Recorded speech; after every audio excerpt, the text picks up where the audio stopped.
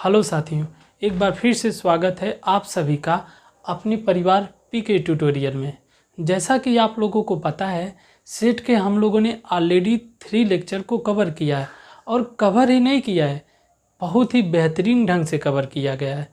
Set के definition को बताया गया है, उसके नोटेशन को बताया गया है और उनके एलिमेंट को किस तरह से नोटेट करते हैं ये सभी बताए गए हैं। उसके बाद जो सेट होता है उनको 2 फॉर्म में रिप्रेजेंट करते हैं, यानी कि रिप्रेजेंटेशन ऑफ सेट जो होता है 2 तरह से होता है, रोस्टर फॉर्म और सेट बिल्डर फॉर्म।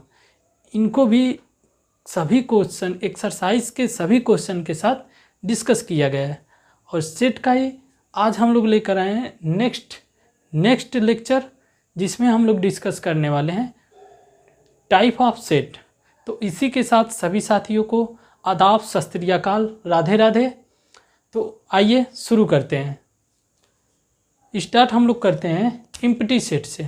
यदि हम लोग बात करते हैं एम्प्टी सेट क्या होता है, एम्प्टी सेट का दूसरा नाम सबसे पहले हम लोग जान लेते हैं, वॉइड सेट। एम्प्टी सेट या वॉइड सेट क्या होता है, यानी कि जब किसी सेट में एक भी एलिमेंट ना हो, यानी कि a set consisting no element.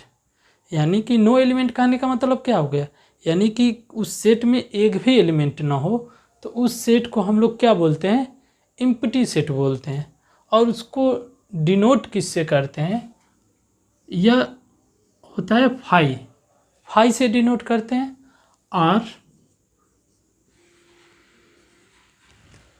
जब हम लोग सेट के किसी भी एलिमेंट को लिखते हैं तो कैसे लिखते हैं, 1 2 3 4 एंड मैंने एक सेट लिखा, ये उसमें 4 एलिमेंट लिया, ठीक है। तो हमने इस ब्रैकेट से इसको क्या कर देते हैं, कवर कर देते हैं, ठीक है।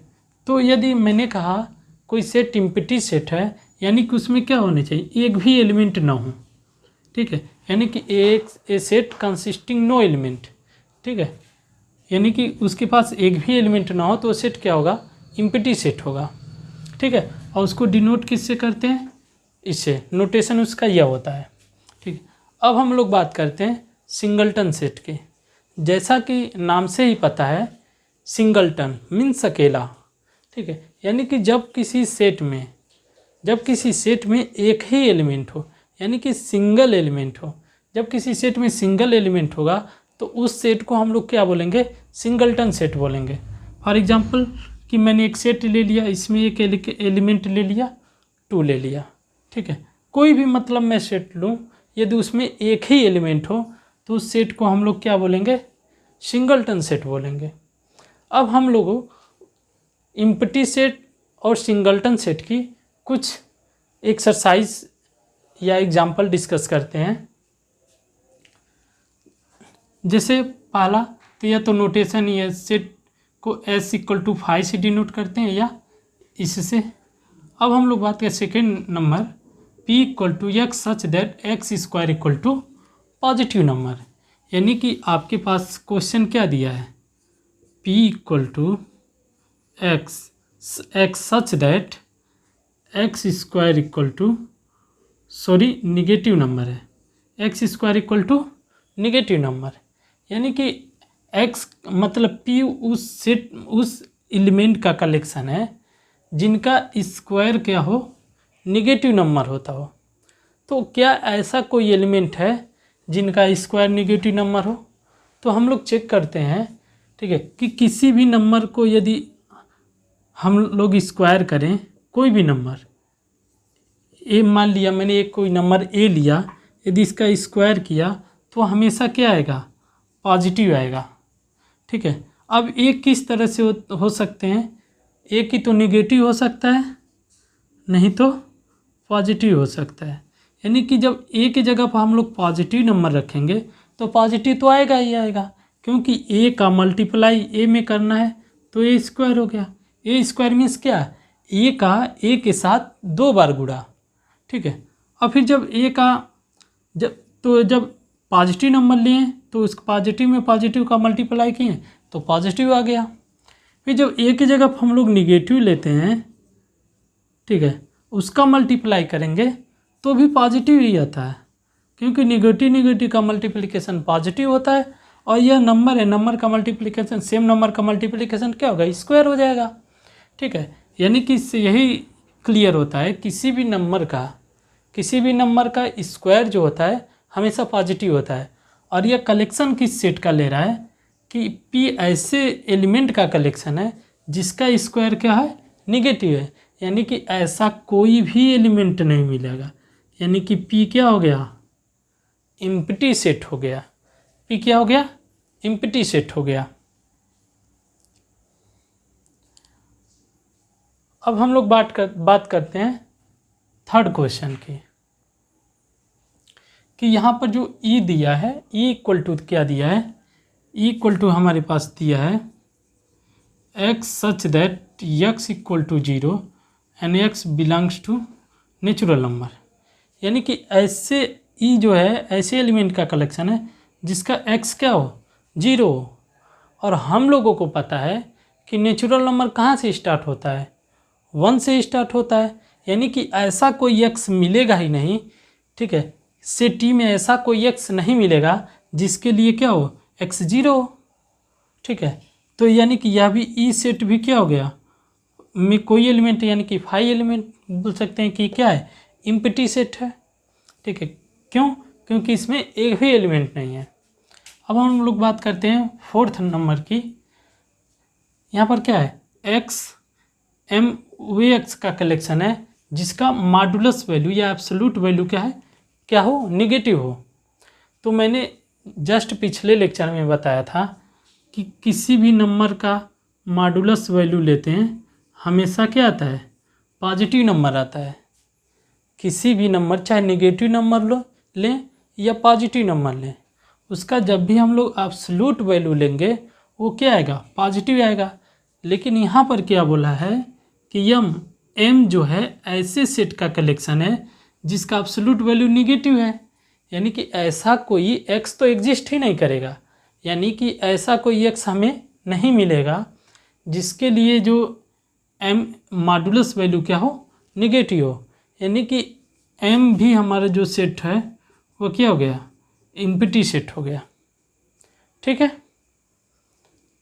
इसी प्रकार यदि हम लोग फिफ्थ नंबर क्वेश्चन डिस्कस करते हैं, सेम यही क्वेश्चन है कि E equal to x such that x equal to 0 and x belongs to W में, यानी कि डब्ल्यू कहाँ से स्टार्ट होता है, होल नंबर है, होल नंबर स्टार्ट होता है 0 से, यानी कि एक एलिमेंट ऐसा मिल जाएगा, यानी वो भी कौन सा एलिमेंट मिलेगा, 0 मिलेगा।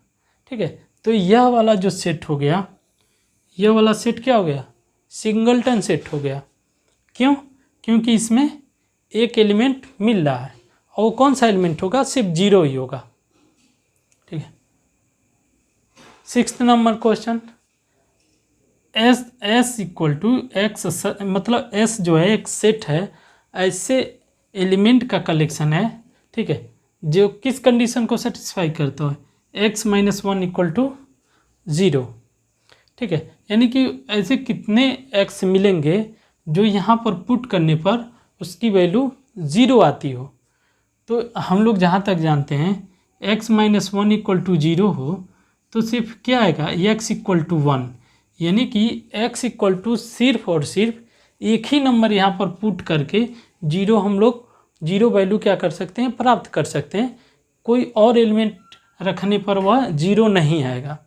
यानी कि इस एस जो सेट है उसमें सिर्फ कौन सा एलिमेंट आ रहा है, ठीक है, 1 आ रहा है, एक ही एलिमेंट हो गया। ठीक है, 1 आ रहा है, यानी कि क्या हो गया, सिंगलटन सेट हो गया। सेवन्थ नंबर क्वेश्चन को हम लोग डिस्कस करते हैं कि यहाँ पर बोला है ए एक सेट है और ए में कैसे एलिमेंट में ऐसे एलिमेंट हैं जिसका एक्स स्क्वायर क्या हो, 9 हो, और एक्स कहाँ से बिलोंग करते हो, नेचुरल नंबर से बिलोंग करते हैं। क्या है, एक्स स्क्वायर क्या होना चाहिए, 9 होना चाहिए, और एक्स कहाँ से बिलोंग करना चाहिए, नेचुरल नंबर से। तो जहाँ तक हमें पता है, हम लोगों को पता है, एक्स की जगह पर यदि हम लोग -3 रखें, ठीक है, तो -3 का स्क्वायर क्या हो जाएगा, 9 हो जाएगा। यदि एक्स की जगह पर हम लोग +3 पुट करते हैं तो 3 का स्क्वायर क्या हो जाएगा, 9 हो जाएगा।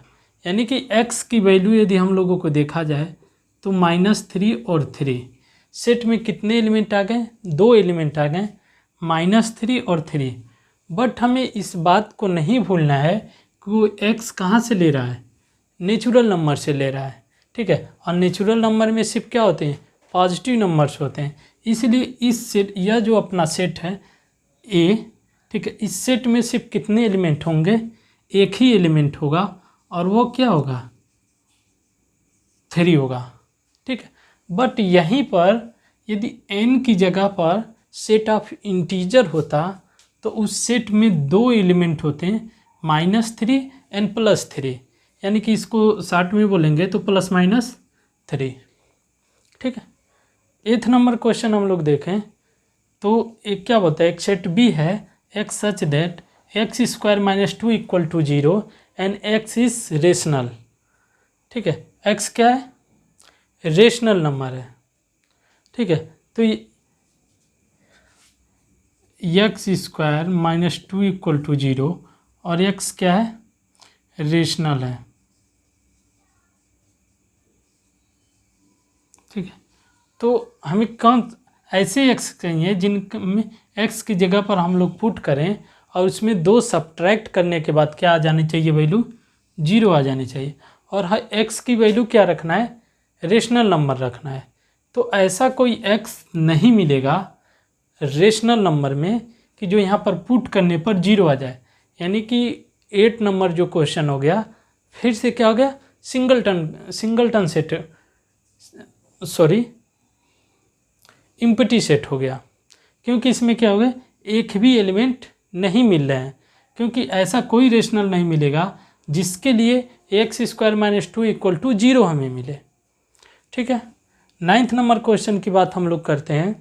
C = x such that x is a point common to any 2 parallel line, यानी कि यदि हम 2 पैरेलल लाइन लें, ठीक है, तो वो ये एक सेट कह रहा है C है कि 2 पैरेलल लाइन मैंने लिया, ठीक है। तो x कह रहा है इनका कोई एक कॉमन पॉइंट है बिटवीन 2 पैरेलल लाइन। तो हम लोगों को पता है कि जब 2 लाइन पैरेलल होती हैं तो कहीं भी एक दूसरे को कट नहीं करते हैं, यानी कि उनके बीच में एक भी पॉइंट कॉमन नहीं मिलेगा, क्योंकि वो कभी भी एक दूसरे को कट नहीं करेंगे, ठीक है। तो यह सेट क्या हो गया, इम्पटी सेट हो गया या वाइड सेट हो गया। अब हम लोग कुछ डिफिनीशन है उसको जान लेते हैं। फाइनाइट सेट, फाइनाइट सेट क्या होता है, यानी कि इस set consisting finite number of element. जब किसी सेट के पास फाइनाइट नंबर ऑफ एलिमेंट हो तो उस सेट को हम लोग क्या बोलेंगे, फाइनाइट सेट। और जब किसी सेट के पास इनफाइनाइट नंबर ऑफ एलिमेंट होंगे, ठीक है, तो उन सेट को क्या बोलेंगे, infinite set. In other word finite set को, उन सेट को हम लोग फाइनाइट सेट बोलेंगे जिनके एलिमेंट को हम लोग काउंट करके बता सकें कि इस सेट में इतना एलिमेंट है, ठीक है। मतलब कहने का मतलब क्या है कि मान लीजिए किसी सेट में 10 एलिमेंट हैं, तो हमने काउंट किया, बता दिया कि उस सेट में 10 एलिमेंट हैं। बट सेट इनफाइनाइट सेट होगा तो उसके एलिमेंट को हम लोग काउंट नहीं कर पाएंगे। अब हम लोग बात करते हैं cardinal number of a finite set और order of a finite set. यह क्या होता है, किसी सेट में कितने डिस्टिंक्ट एलिमेंट होते हैं वही उसका क्या होता है, कार्डिनल नंबर होता है। यानी कि number of distinct element present in a finite set is called cardinal number of A set. यानी कि किसी सेट में कितने डिस्टिंक्ट नंबर प्रेजेंट हैं वही उसका क्या होगा, कार्डिनल नंबर ऑफ सेट होगा। फाइनाइट सेट हम लोग डिस्कस कर रहे थे, तो फाइनाइट सेट मैंने बताया कि जब किसी सेट में फाइनाइट नंबर ऑफ एलिमेंट हो तो उसको फाइनाइट सेट बोलते हैं। जैसे यदि हम लोग एग्जांपल लेते हैं, जैसे मान लो एक सेट ए है, इसमें मैं सपोज कर लेता हूँ x1 x2 x3 dot dot xn, क्यों, फाइनाइट यानी कि n एलिमेंट हो, यानी तो यह सेट क्या हो गया, फाइनाइट सेट हो गया। n कुछ भी ले लें, यह सेट क्या होगा, फाइनाइट सेट होगा। अब इस सेट में कितने नंबर एलिमेंट होंगे, यही होगा उसका कार्डिनलिटी या कार्डिनल नंबर ऑफ सेट। जब किसी सेट में कितने डिस्टिंक्ट नंबर प्रेजेंट हैं, वही उसका क्या होता है, कार्डिनल नंबर होता है या आर्डर ऑफ फाइनाइट सेट होता है, जिसको n ऑफ a से डिनोट करते हैं। ये क्या है, सेट है। जिस सेट का हम लोग कार्डिनल नंबर बताना होता है उसको हम लोग n ऑफ a लिख देते हैं। यदि वो सेट b हो तो उसको n ऑफ b राइट करते हैं। ठीक है, तो यहाँ तक बात समझ में आ गई होगी। ठीक है, तो यह जो सेट A है इसमें कितने नंबर ऑफ एलिमेंट हैं, n number of distinct element मैंने ले ही रखा है, तो इसकी कार्डिनल नंबर क्या हो गए, n हो गए। ठीक है, तो finite set, cardinal number of set clear हो गया होगा। इनफाइनाइट सेट की हम लोग बात करते हैं जब किसी सेट के एलिमेंट को हम लोग काउंट न कर पाएँ, या इन अदर वर्ड हम लोग कहें कि जब किसी सेट में इनफाइनाइट नंबर ऑफ एलिमेंट हो तो उस सेट को हम लोग क्या बोलेंगे, इनफाइनाइट सेट बोलेंगे। एग्जाम्पल के तौर पर हम लोग क्या ले लेते हैं, natural number, whole number, set of integers, rational number, irrational number, real number. ठीक है, positive integers, negative integers, positive rational number, ये सारे क्या होंगे, इनफाइनाइट सेट होंगे।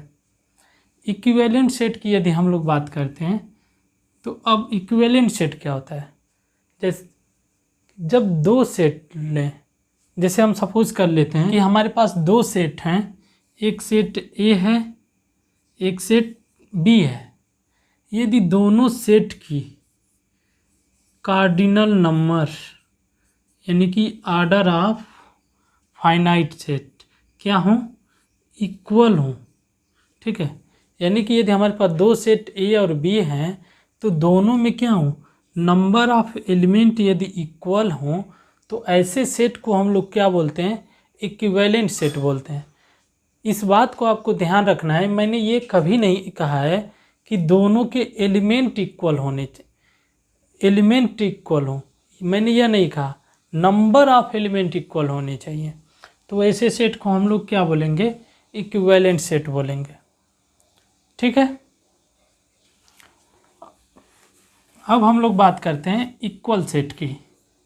जैसा कि इसके नाम से क्लियर हो रहा है, इक्वल सेट यानी कि जब हम बात करते हैं, मान लेता हूँ हमारे पास कोई सेट A है, कोई सेट क्या है, B है। ठीक है, तो दो सेट है हमारे पास, दोनों सेट इक्वल कब कहे जाएंगे, इसको एग्जांपल के थ्रू सपोज करते हैं। जैसे मैंने कहा एक सेट A है, इसमें एलिमेंट मैंने x1, x2, x3, x4, x5 5 element suppose कर लिया। B में y1, y2, y3, y4, y5। ठीक है, तो दो सेट मैंने लिया A और B। इन सेट को इक्वल हम तभी बोलेंगे जब A और B के सभी एलिमेंट क्या हों, इक्वल हों। सभी एलिमेंट क्या हों, इक्वल हों, यानी कि जो एलिमेंट A सेट में हों वही एलिमेंट क्या होने चाहिए, सेट B में भी होना चाहिए। यानी कि two set A and B are said to be equal if every element of A is a member of element B and every element of B is also a member of A, then these two sets are said to be equal. Clear, तो यह दोनों set equal होंगे तो सभी element क्या होंगे, आपस में बराबर होंगे। और जब दो सेट के, यानी कि इसका मतलब यह हो जाएगा यह सेट जो A है, यह सेट कोई और नहीं हो तो B है। यानी कि मैंने क्या कहा, जब दो सेट मैंने अलग अलग लिया, फिर मैंने कह दिया कि जो A सेट में एलिमेंट है वही सेट B में भी है, यानी तो कि वो दो कहाँ सेट रहे, वो तो एक ही सेट हो गए। और जब एक ही सेट हो गए तो उन दोनों सेट की क्या हो गई, कार्डिनलिटी सेम हो गई, यानी कि कार्डिनल नंबर सेम है, सेम होंगे ही होंगे, क्योंकि वो अलग सेट ही नहीं है। इसीलिए तो इक्वल है। ठीक है, अब हम लोग कुछ एक्सरसाइज करते हैं। ठीक है, फाइनाइट सेट से रिलेटेड और इनफाइनाइट सेट से रिलेटेड। जैसे मैंने कहा a set of concentric circle in a plane, क्या होगा, फाइनाइट सेट होगा कि इनफाइनाइट सेट होगा। सबसे पहले तो अब हमें यह जानने वाली बात है कि कॉन्सेंट्रिक सर्किल क्या होता है। कॉन्सेंट्रिक सर्किल वे सर्किल होते हैं जिनके सेंटर क्या होते हैं, सेम होते हैं। यानी कि इनको अदर वर्ड में बोलें, सेंटर क्या होते हैं, जितने सर्किल को हम लोग बोलेंगे कॉन्सेंट्रिक हैं उनके सेंटर क्या होंगे, कॉमन होंगे। ठीक है, इनको एग्जाम्पल के थ्रू समझते हैं।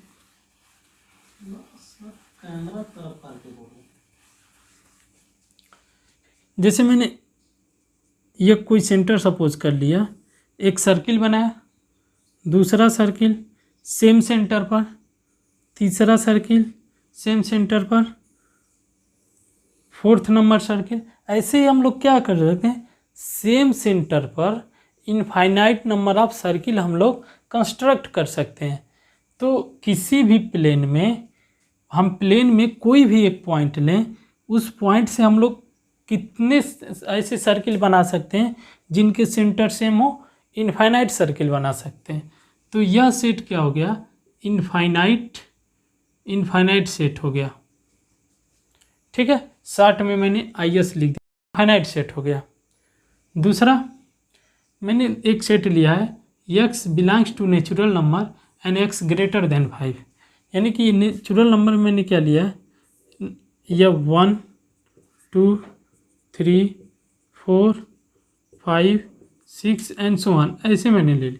ठीक है, तो कहा है एक सेट ये है उसमें नेचुरल नंबर है, लेकिन उस सेट कैसा है, वे नेचुरल नंबर हैं जो क्या हों, 5 से बड़े हों। तो 5 से बड़े क्या होंगे, 6 से आगे वाले। तो कितने ऐसे नंबर होंगे जो 5 से बड़े हैं, तो इनफाइनाइट नंबर होंगे। तो यह सेट क्या हो गया, इनफाइनाइट सेट हो गया। अब एक सेट है हमारे पास, कहा है कि x belongs to natural number and x less than 200। यानी कि नेचुरल नंबर 1 से स्टार्ट होता है और इनफाइनाइट तक जाते हैं। लेकिन जब यह बोल देता है क्वेश्चन में कि हमें ऐसा सेट लेना है, वो भी नेचुरल नंबर लेने हैं कि जो 200 से क्या हों, छोटे हों। तो वे कौन कौन से होंगे, 1 2 3 डॉट 199 यहाँ तक। यानी कि हम लोग काउंट करनी है इसमें कितने नंबर हैं, 199 है। यानी कि क्या होगा, यह फाइनाइट सेट हो गया। तीसरा नंबर इसे बोला है x belongs to integer and x less than 5। ठीक है, तो इसमें ही मैं बात करता हूँ। यहाँ पर यदि मैं 0 ले लूँ, -1 -2 एंड सो ऑन।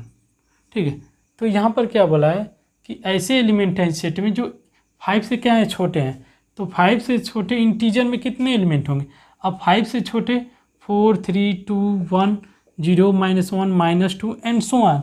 तो क्या हो गए, इनफाइनाइट नंबर ऑफ सेट हो गए। इसी प्रकार बी सेट है x such that x is the solution of x² + 5x + 6 = 0। यह सेट क्या होगा, तो इनको आइडिया से हम लोग बता सकते हैं कि x क्या है, हमें वह एलिमेंट है और क्या है, इसके सॉल्यूशन है। तो ये दिया क्या है, क्वाड्रेटिक इक्वेशन है x² + 5x + 6। यानी कि इसके पास क्या होंगे, 2 ही सॉल्यूशन होंगे। और जब 2 ही सॉल्यूशन होंगे तो इस सेट में कितने एलिमेंट होंगे, 2 एलिमेंट होंगे, यानी कि फाइनाइट होंगे।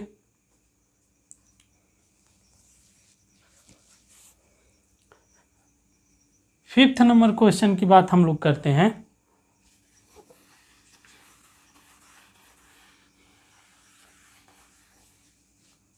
क्या बोला है, a = x such that x is a letter of word wolf and b = x such that x is the letter of follow. ठीक है, तो 2 सेट हमारे पास दिया है। यदि हम इन दोनों को चेक करें तो ए सेट में कौन कौन से एलिमेंट हुए, W O L F। B में कौन कौन से हुए, F O L W। ठीक है, F OLW, ठीक है। यानी कि ए और बी में हम लोग देख रहे हैं कि जो एलिमेंट ए में है वही एलिमेंट क्या है, बी में है। यानी कि दोनों सेट क्या हो गए, इक्वल सेट हो गए। तो इस क्वेश्चन में 5th में सेट ए और सेट बी क्या है, इक्वल सेट है। So thank you.